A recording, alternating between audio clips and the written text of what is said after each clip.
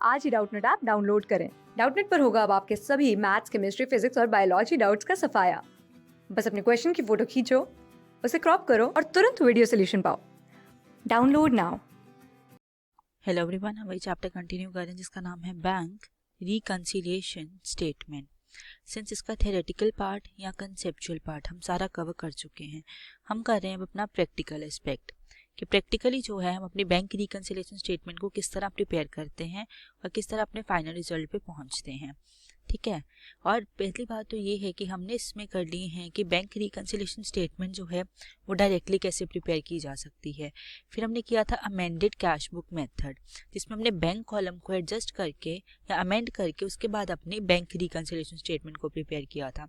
इसमें bank column को adjust करने के बाद ही बैंक रिकंसिलिएशन स्टेटमेंट इसलिए प्रिपेयर की जाती है सो दैट जो इसकी बैलेंसिंग फिगर हो वो बैंक रिकंसिलिएशन स्टेटमेंट की स्टार्टिंग पॉइंट बने, मीन स्टार्टिंग ट्रांजैक्शन बने। ठीक है, नेक्स्ट हमने कुछ एमसीक्यूज भी किए हैं इसके कि कौन सा ऑप्शन करेक्ट होगा, वो भी मैंने डिटेल में समझाया था विद लॉजिकल रीजंस कि कौन सा ऑप्शन करेक्ट है और क्यों है। सो आई होप सो जो प्रैक्टिकल एस्पेक्ट है आपको अच्छे समझ आ रहा होगा कि कौन सी आइटम जो है प्लस में जानी है, कौन सी माइनस में जानी है और उसका रीजन क्या है, प्लस आइटम का प्लस में जाने के लिए और माइनस आइटम का माइनस में।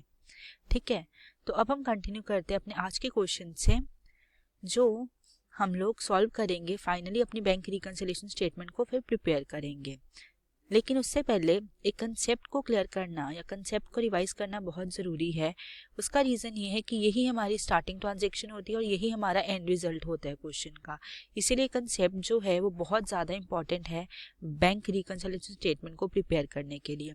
अगर स्टार्टिंग ट्रांजैक्शन ही गलत हो जाएगी सो डेफिनेटली हमारा जो फाइनल आंसर आएगा, जो एंड रिजल्ट आएगा वो गलत ही आएगा। तो इसके लिए ये जो कंसेप्ट है बहुत इंपॉर्टेंट है। ये कंसेप्ट है कि जब भी हमें कैश बुक का डेबिट बैलेंस दिया होगा, मतलब या तो आंसर आ रहा है डेबिट बैलेंस या हमें दिया हुआ है, सो वो होगा हमारा फेवरेबल, मींस वो होगी हमारी प्लस आइटम। आई होप सबको रिवाइज हो रहा होगा ये अच्छे से। नेक्स्ट है हमारा अगर कैश बुक का क्रेडिट बैलेंस आ रहा है या हमें गिवन है या आंसर क्रेडिट में आ रहा है तो वो होगा हमारा अनफेवरेबल बैलेंस। अनफेवरेबल का मतलब है कि वो होगी हमारी माइनस आइटम। नेक्स्ट है अगर पासबुक का डेबिट बैलेंस है, गिवन है या हमारा आंसर में आ रहा है, सो वो होगी हमारी अनफेवरेबल आइटम, तो वो होगी हमारी माइनस आइटम। ये जो दो कंडीशंस हैं इसको हम ओवरड्राफ्ट की कंडीशन भी बोलते हैं। ओवरड्राफ्ट से मतलब है कि हमारी जो विड्रॉल्स हैं बैंक से वो ज़्यादा है एज कम्पेयर टू हमारे डिपॉजिट्स, मतलब हमने बैंक से कुछ बोरिंग्स की हैं अपने बिजनेस को रन करने के लिए। ठीक है, नेक्स्ट है हमारा अगर पासबुक का क्रेडिट बैलेंस गिवन है या आंसर आ रहा है पासबुक का क्रेडिट बैलेंस, वो होगा हमारा फेवरेबल। फेवरेबल से मतलब है कि वो होगी हमारी plus item. I hope so ये कंसेप्ट आपको अच्छे से रिवाइज हो रहा होगा कि जब भी हमें कैश बुक का डेबिट बैलेंस है तो फेवरेबल है, क्रेडिट बैलेंस है तो अनफेवरेबल है, और पासबुक का अगर डेबिट बैलेंस है तो वो अनफेवरेबल है और पासबुक का अगर क्रेडिट बैलेंस है तो वो फेवरेबल है। ये 4 केसेस या 4 कंडीशंस बहुत इंपॉर्टेंट है बैंक रिकंसिलिएशन स्टेटमेंट को प्रिपेयर करने के लिए, क्योंकि हमारा क्वेश्चन भी इसी से स्टार्ट होगा और एंड भी इसी से होगा। नेक्स्ट है हमारा कंसेप्ट कि हमें बैंक रिकंसिलिएशन स्टेटमेंट बनाने की ज़रूरत ही क्यों है। उसके 2 रीजंस हैं, एक है टाइमिंग डिफरेंस, दूसरा है हमारे एरर्स के कारण। ये कंसेप्ट प्रैक्टिकली भी रिलेटेड है, इसीलिए मैं कंसेप्ट को रिवाइज करा रही हूँ। क्यों? क्योंकि टाइमिंग डिफरेंस ही डील करते हैं हम अपने बैंक रिकंसिलिएशन स्टेटमेंट को प्रिपेयर करने के लिए। जैसे check issued but not presented, check deposited but not collected, वो कंडीशंस के अकॉर्डिंग देखते हैं हम प्लस होगा या माइनस होगा। एरर्स कर सकता है या तो बैंक कर सकता है या बिजनेस कर सकता है कोई एरर्स। जो एरर्स होंगे उनको भी हम रेक्टिफाई करके, लोकेट करके, रेक्टिफाई करके हम अपने बैंक रिकंसिलिएशन स्टेटमेंट जो है ट्रू एंड फेयर बनाएंगे और अपनी कैश बुक और पासबुक को रिकंसाइल करवाएंगे। रिकंसाइल का मतलब है मैच करवाएंगे उस पर्टिकुलर डेट पे, जिस पर्टिकुलर डेट की हमने बैंक रिकंसिलिएशन स्टेटमेंट जो है वो प्रिपेयर करनी है। आई होप सो ये कंसेप्ट्स जो हैं आपको अच्छे से रिवाइज हो गए होंगे। क्वेश्चन स्टार्ट इससे होगा, हम डील करेंगे फिर सारी डिफरेंसेस से जो है हमारे टाइमिंग डिफरेंसेस और एरर्स, फिर उसके बाद फाइनल रिजल्ट पे, एंड रिजल्ट पे भी हम इसी कंडीशंस में से किसी एक कंडीशन पे पहुंचेंगे। ठीक है, तो चलिए शुरू करते हैं अपना क्वेश्चन और देखते हैं कि किस तरह से हमने bank reconciliation statement true and fair बनानी है और अपने फाइनल रिजल्ट पे पहुंचना है। तो पहले हम कहते हैं on 31st March 2015 your bank passbook showed a balance of ₹6,000 to your credit. Passbook का क्रेडिट बैलेंस है 6,000 रुपीज़। अब कंडीशन में देखो, जब पासबुक का क्रेडिट बैलेंस होता है तो वो होता है फेवरेबल।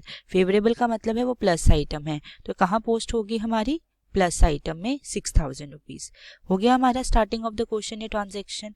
अब एंड करना है हमने कैश बुक के फाइनल रिजल्ट पे। उससे पहले एक और चीज़ समझनी ज़रूरी है, जब भी हमें पासबुक का बैलेंस गिवन होगा, जैसे क्वेश्चन में गिवन है, हमने रीच करना है अपने कैश बुक के बैलेंस पे। सो क्या होगा, ये जो कैश बुक का बैलेंस है हमने रखना है कांस्टेंट। अब यहाँ पर कांस्टेंट का मतलब ये है कि इसमें हमने कोई चेंज नहीं करनी। जो भी इन ट्रांजेक्शन्स, इन टाइमिंग डिफरेंसेस, इन एरर्स के कारण जो हमें गिवन है, जो भी चेंजेस आएंगी वो सब आएंगी हमारी पासबुक में। मतलब कैश बुक में कुछ भी चेंज नहीं करेंगे, वो एज इट इज ही रखेंगे। जो changes in timing differences, in errors की वजह से लेंगे वो करेंगे हम अपनी पासबुक में। आई होप सो ये कंसेप्ट भी आपको क्लियर हो गया होगा।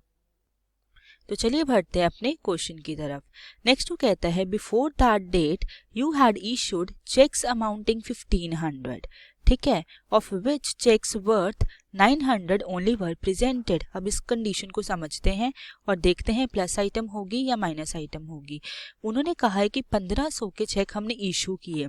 इशू किए मतलब कि हमने अपने क्रेडिटर्स को या अपने सप्लायर्स को पेमेंट करने के लिए चेक जो है इशू किए होंगे। सो डेफिनेटली अपनी कैश बुक उस अमाउंट से डिक्रीज कर दी होगी। किस अमाउंट से? 1,500 के अमाउंट से अपने कैश बुक पेमेंट साइड पे हमने 1,500 दिखाया होगा। मीन्स 1500 से अपनी कैश बुक जो है उसके अमाउंट डिक्रीज कर दी होगी, कम कर दी होगी। लेकिन पासबुक में उस पर्टिकुलर डेट पे सिर्फ 900 की अमाउंट ही प्रेजेंट हुई, मतलब 900 की ही अमाउंट जो है वो डिक्रीज हुई है। सो जो डिफरेंस आ रहा है 1,500 माइनस 900, जो 600 का डिफरेंस आ रहा है, ये आ रहा है क्यों? क्योंकि पासबुक में सिर्फ 900 की ट्रांजैक्शन हुई है। अब हमें दिया हुआ है ऊपर पासबुक का बैलेंस, गिवन है पासबुक का बैलेंस, और हमने पहुंचना है अपने कैश बुक के रिजल्ट तक। तो इसका मतलब कैश बुक में तो कोई चेंज नहीं करेंगे। क्या चेंजेस करेंगे? जो भी करेंगे अपने पासबुक में करेंगे। अब पासबुक में क्या चेंज करेंगे? इस 900 को हम 1,500 तक लाने के लिए इसमें से 600 और रिड्यूस कर देंगे अपनी पासबुक में से। सो इसका इफेक्ट भी क्या हो जाएगा? 1,500 जब इफेक्ट होगा तो हमारी जो है कैश बुक और पासबुक जो है वो रिकनसाइल कर जाएंगी, ठीक है। क्यों? क्योंकि हमने कैश बुक से निकाले हैं 1500, मीन्स कम किए हैं 1500, और पासबुक से किए हैं 900। डिफरेंस जो 600 का आ रहा है हम अपनी पासबुक से और इसको कम करके उस डिफरेंस को इक्वल कर देंगे 1500 के बराबर। क्या होगी हमारी कैश बुक और पासबुक जो है उस पर्टिकुलर डेट पे, जिस पर्टिकुलर डेट की हमने बैंक रिकंसिलिएशन स्टेटमेंट बनानी है, मतलब 31 मार्च 2015 की, हम क्या करेंगे? इसको रिकंसाइल कर देंगे, ये 600 को माइनस आइटम में शो करके। आई होप सबको समझ आ गया होगा। ये जो 600 है मतलब कि 1,500 माइनस 900, ये जो डिफरेंस आ रहा है 600 का, ये हम शो करेंगे माइनस आइटम में। सो ये होगी हमारी minus item. I hope so आपको इन डिटेल अच्छे समझ आ गया होगा कि 600 जो है ये माइनस आइटम क्यों है। नेक्स्ट कहते हैं you also deposited checks worth ₹2,000 of a check of ₹800 paid you by the bank into bank on 29th March is not yet credited in the passbook। अब इस कंडीशन को भी समझते हैं और देखते हैं प्लस होगी या माइनस होगी। इस कंडीशन का मतलब है कि हमने जाके 2,000 रुपीज़ डिपॉजिट करवा दिए। जिस दिन हमने जाके डिपॉजिट करवाए होंगे डेफिनेटली हमने कैश बुक के बैलेंस को क्या किया होगा? 2,000 से इंक्रीज कर दिया होगा, ज़्यादा कर दिया होगा। क्यों? क्योंकि डिपॉजिट करवाए हैं, डेफिनेटली हमारा बैंक बैलेंस जो इंक्रीज होगा, तो हमने कैश बुक के बैंक कॉलम में भी 2,000 जो है वो प्लस कर दिया होगा।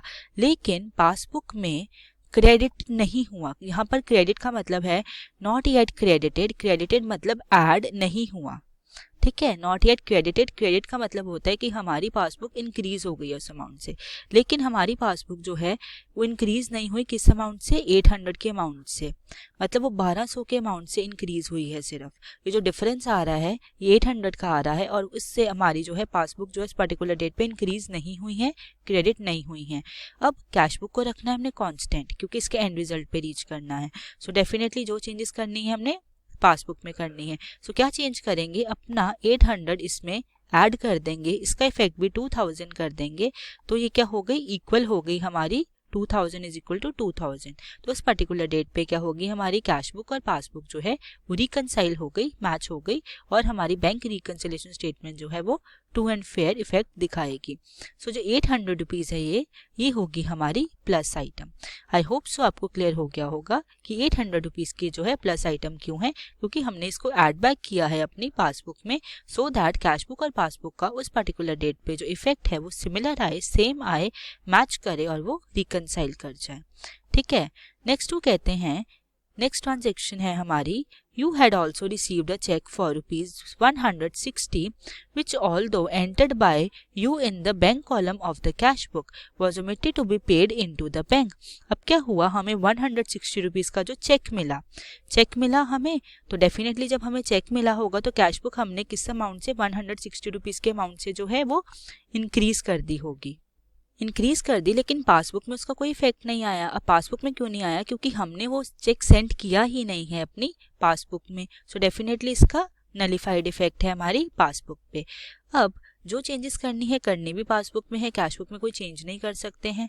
सो हम क्या करेंगे, इसके इफेक्ट को सिमिलर करने के लिए हम पासबुक में 160 की अमाउंट इंक्रीज कर देंगे उस चेक की, सो दैट ये सिमिलर इफेक्ट हो जाए। क्योंकि पासबुक में भी इंक्रीज ही होगा डेफिनेटली, अगर पेमेंट गई है बैंक कॉलम में, कैश बुक इंक्रीज हो रही है, मतलब हमें पेमेंट रिसीव हुई है, वो हमारी रिसीट है चेक, सो डेफिनेटली पासबुक का बैलेंस भी इंक्रीज ही होगा क्योंकि हमें रिसीव हुआ है पैसा। सो डेफिनेटली वो 160 रुपीज़ हम प्लस आइटम में शो करेंगे, जिससे इनका इफेक्ट जो है सिमिलर हो जाएगा, सेम हो जाएगा, और हमारी जो बैंक रिकंसिलिएशन स्टेटमेंट है वो उसका जो इफेक्ट है ट्रू एंड फेयर होगा। ठीक है, सो ये जो 160 की अमाउंट है ये होगी हमारी प्लस आइटम में पोस्ट। आई होप सो आपको क्लियर हो गया होगा ये 160 की अमाउंट जो है प्लस आइटम में क्यों शो होनी है। नेक्स्ट ट्रांजेक्शन जो है, नेक्स्ट पर्टिकुलर कहते हैं, on 31st March a check of ₹250 received by you was paid into bank but the same was omitted to be entered in cash book. अभी हमने कैश बुक में नहीं एंटर किया है, लेकिन पासबुक में जैसे हमने उनको दिया ये चेक, तो उन्होंने वो पासबुक में इंक्रीज कर दिया उस अमाउंट से। सो क्या हुआ यहाँ पे, हमने कैश बुक में 250 के अमाउंट को इंक्रीज किया ही नहीं है, लेकिन पासबुक में वो इंक्रीज हो गई है 250 से, जिस दिन हम डिपॉजिट करवा के आए हैं अपने अकाउंट में वो चेक ₹250 का। अब यहाँ पे नलिफाइड इफेक्ट है, इसका कोई इफेक्ट नहीं है, इसकी ओमिट कर दी हमने कैश बुक में। सो ये एरर हो गया हमारे बिहाफ पे कि हमने उस कैश बुक में हमने अपनी वो ट्रांजेक्शन को रिकॉर्ड नहीं किया, लेकिन अब इसमें कोई चेंज भी नहीं कर सकते हैं। सो इसके इफेक्ट को पासबुक में से भी नलिफाई करने के लिए, किस इफेक्ट को, 250 के इफेक्ट को पासबुक में से भी नलिफाई करने के लिए, निल करने के लिए हम इसे माइनस कर देंगे पासबुक में से। मीन्स 250 जो ऐड किया था ये माइनस हो जाएगा, तो इसका इफेक्ट भी आ जाएगा निल, नलिफाइड, और उस पर्टिकुलर डेट पे हमारी जो कैश बुक है वो पासबुक से रिकनसाइल कर जाएगी, क्योंकि ना इस पे इफेक्ट है ना उस ट्रांजेक्शन का फिर पासबुक पे इफेक्ट रहेगा। सो वो रिकनसाइल कर जाएगी, मैच कर जाएगी, इक्वलेट हो जाएगी। ठीक है, सो आई होप सबको क्लियर हो गया होगा। ये जो 250 की अमाउंट है ये है हमारी माइनस आइटम। ठीक है, I hope so in detail आपको समझ आ रहा होगा कि प्लस आइटम्स क्यों है और माइनस आइटम्स क्यों हैं।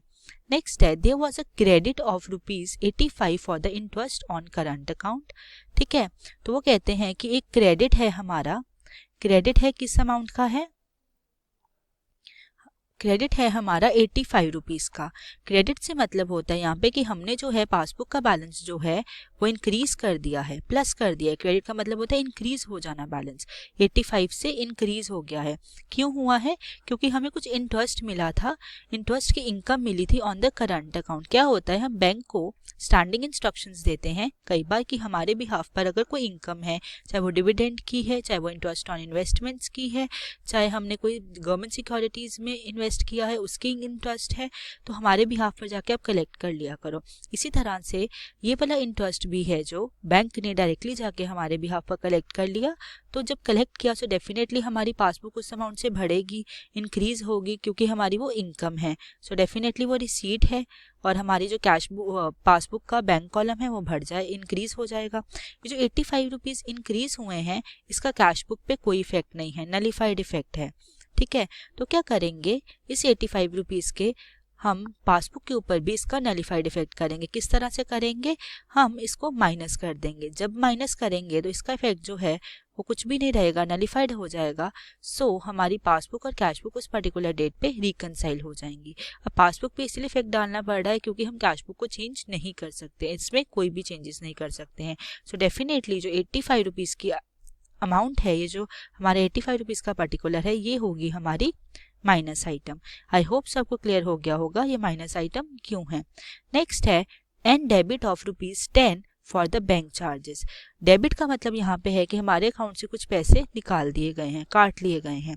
ठीक है, तो इसका मतलब ये हुआ कि पासबुक उस अमाउंट से क्या होगी, डिक्रीज होगी। किस अमाउंट से, जिस अमाउंट से बैंक चार्जेस पे किए हैं वो है 10 रुपीज़। अब क्या होता है, बैंक हमारे अकाउंट से क्या करता है, बैंक चार्जेस कुछ काट लेता है, चाहे वो मंथली काटे, चाहे वो एनुअली काटे, चाहे वो क्वार्टरली काटे, उसने बैंक चार्जेस डिक्रीज कर लेने हैं, काट लेने हैं हमारे बैंक अकाउंट से। सो हमें तब पता लगता है जब हमारे सामने बैंक स्टेटमेंट आती है। सो जब पासबुक में डेफिनेटली जब उन्होंने हमारे बैंक चार्जेस डिडक्ट किए होंगे तो क्या किया होगा, हमारा बैंक अकाउंट जो है वो कम हो गया होगा 10 रुपीज़ से, तो डेबिट हो गया होगा। इसका मतलब है डेबिट का मतलब कम हो गया होगा, डिडक्ट किए हैं तो। सो हो गया -10। ठीक है, लेकिन इसका कैश बुक पे कोई भी इफेक्ट नहीं है, नलीफाइड इफेक्ट है। अब ये नलीफाइड इफेक्ट है तो इसको इफेक्ट को भी नलीफाई करने के लिए पासबुक पे हम क्या करेंगे, इसको ऐड बैक कर देंगे। जब माइनस और +10 करेंगे इसका इफेक्ट भी नील हो जाएगा। नील हो जाएगा तो ये रिकनसाइल कर जाएगी पासबुक और कैश बुक उस पर्टिकुलर डेट पे जिस पर्टिकुलर डेट की हमने बैंक रिकनसिलेशन स्टेटमेंट बनानी है, इक्वल हो जाएगी। क्यों, क्योंकि हम कैश बुक को तो चेंज कर नहीं सकते, उसको रखना है कांस्टेंट। जो चेंजेस कर रहे हैं हम पासबुक में कर रहे हैं। तो ये हो जाएगी हमारी प्लस आइटम।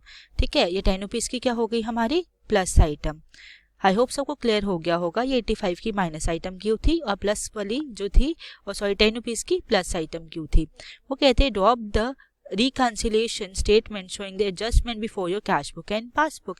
अब कहते हैं रिकंसिलेशन स्टेटमेंट प्रिपेयर करो, इन ट्रांजेक्शन्स को रिकॉर्ड करते हुए, पोस्ट करते हुए सही तरीके से अपनी बैंक रिकंसिलेशन स्टेटमेंट प्रिपेयर करो कि कैश बुक का क्या बैलेंस आ रहा है। हमारा कैश बुक का मतलब डेबिट बैलेंस आ रहा है या क्रेडिट बैलेंस आ रहा है, मींस फेवरेबल आ रहा है या अनफेवरेबल आ रहा है। तो चलिए चलते हैं अपने सोल्यूशन की तरफ, देखते हैं कि हमारा कैश बुक का क्या बैलेंस आता है। सो ये है हमारा सोल्यूशन फाइनल, जो हम बैंक रिकंसिलेशन स्टेटमेंट ऊपर ट्रांजैक्शंस की बनाएंगे या पर्टिकुलर्स की बनाएंगे। सो जब भी बैंक रिकंसिलेशन स्टेटमेंट जो है प्रिपेयर करनी होती है, सबसे पहले ऊपर हेडिंग लिखते हैं top most, bank reconciliation statement. किस पर्टिकुलर डेट की बना रहे हैं वो लिखते हैं, एज ऑन 31 मार्च 2015। सो ये होती है हमारी टॉप मोस्ट हेडिंग। ठीक है, नेक्स्ट होता है हमारे पर्टिकुलर्स। पर्टिकुलर सारे यहाँ आते हैं, हमारी स्टार्टिंग ट्रांजैक्शन से लेके हमारे सारे टाइमिंग डिफरेंसेस और एरर्स यहाँ पे रिकॉर्ड किए जाते हैं, और जो प्लस होने हैं उनका अलग कॉलम है ये, और माइनस का अलग कॉलम है ये। तो ये रुपीज़ में हमने शो करना है, डेफिनेटली ब्रैकेट में लिखेंगे rupees. I hope so format आपको समझ आ गया होगा। सो सबसे पहले हमें दिया था credit balance as per the passbook. Credit balance है तो कौन सा बैलेंस है, ये फेवरेबल बैलेंस है। फेवरेबल है तो कौन सी आइटम होगी, प्लस आइटम होगी। देखा वो 4 कंडीशंस कितनी इंपॉर्टेंट है, समझ आएंगी तभी हमारा जो है स्टार्टिंग ट्रांजेक्शन जो है वो सही आएगी, सही रिकॉर्ड करेंगे। सो प्लस आइटम में कितनी अमाउंट से रिकॉर्ड करना है हमने, credit balance as per passbook वो था 6000, तो यहाँ पर रिकॉर्डिंग हो गई 6000 की। नेक्स्ट है cheque deposited but not credited. मैंने प्रिसाइज दोबारा से आपको एक बार रिपीट करवा देती हूँ, cheque deposited but not credited. Cheque हमने डिपॉजिट करवाए लेकिन क्रेडिट नहीं हुए पासबुक में। कैश बुक में उसकी एंट्री है, उससे हमने इंक्रीज कर दिया, पासबुक में उस अमाउंट से हमने इंक्रीज नहीं किया है।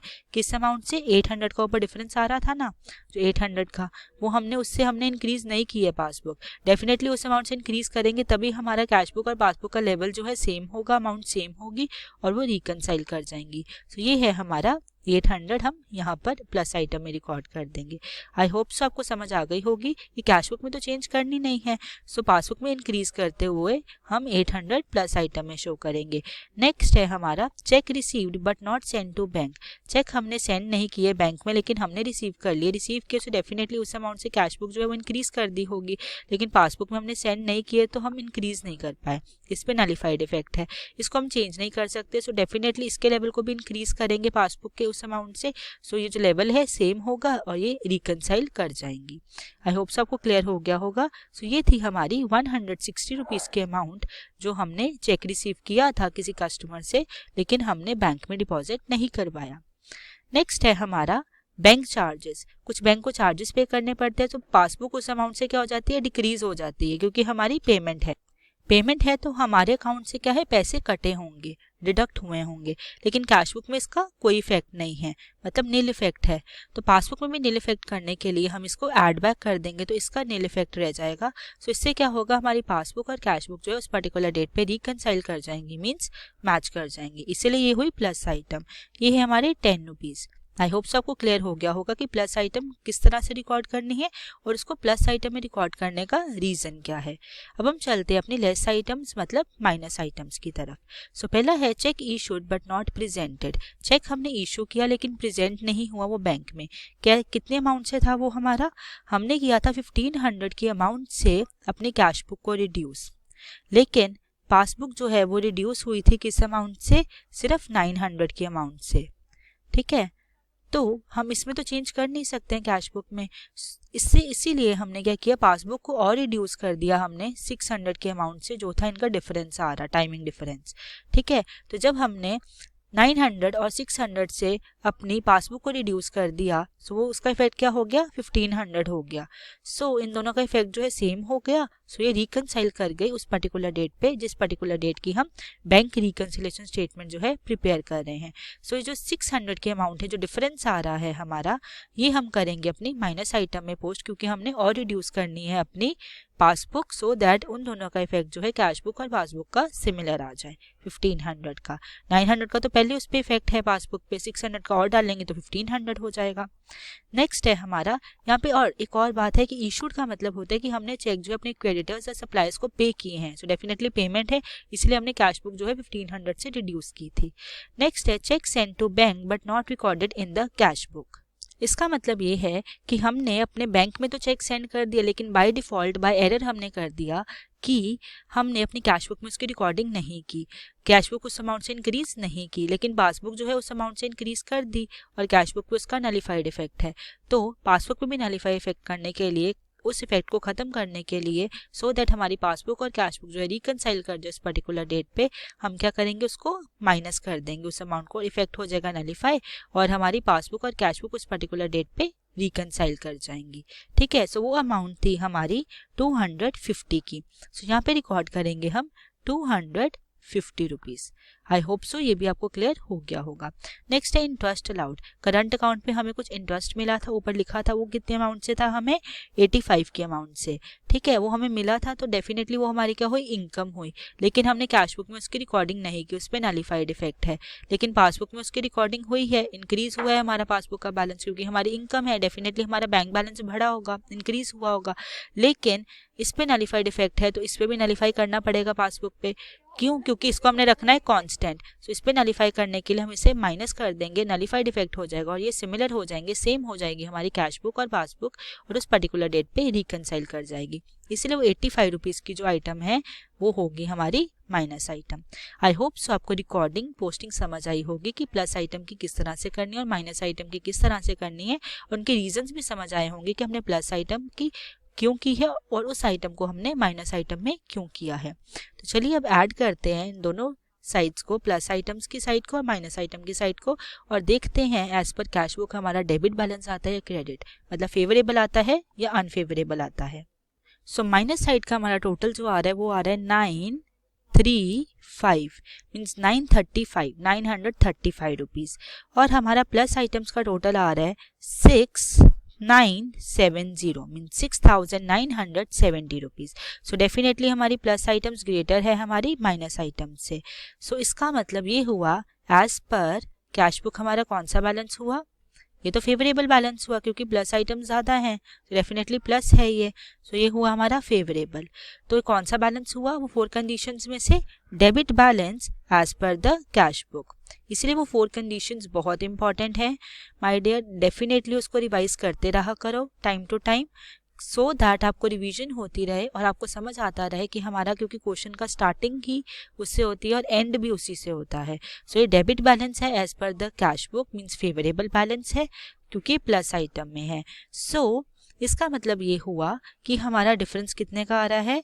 वो आ रहा है 6035 का, 6035 का। सो ये है हमारा डेबिट बैलेंस 6335 रुपीज़ का, 6035 रुपीज़ का। ये आ रहा है हमारा debit balance as per the cash book या favourable balance as per the cash book. ये हुआ हमारा फाइनल आंसर क्वेश्चन का। इस आंसर को निकालने के लिए हमने सारी टाइमिंग डिफरेंसेस को एडजस्ट किया है और अपने रिकॉर्डिंग की है प्रॉपरली।